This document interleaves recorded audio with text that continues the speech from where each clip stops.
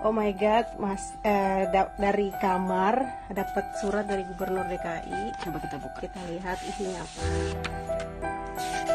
Oh, gila gue merinding cuy.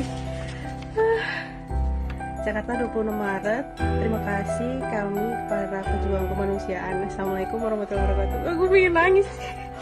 Ibu, Bapak, dan rekan-rekan kami banggakan atas nama seluruh warga Jakarta. Izinkan saya mengucapkan terima kasih yang tak terhingga untuk segala pengorbanan dan keikhlasan.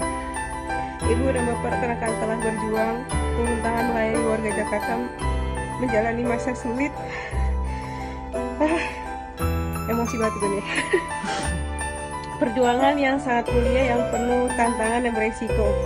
Perjuangan ini yang menguatkan harapan bahwa insya Allah kita dan akan dapat segera melewati masa penuh cobaan ini.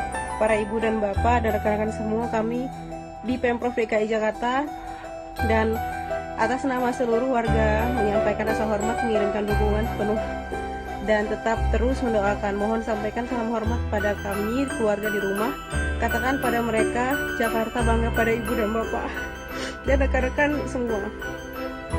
Semoga Allah Subhanahu wa Ta'ala membalas segala kebaikan serta tetap memberikan kesehatan, kekuatan, kesabaran pada ibu dan bapak dan rekan-rekan dalam memuntaskan misi mulia ini. Wassalam, Anies Baswedan.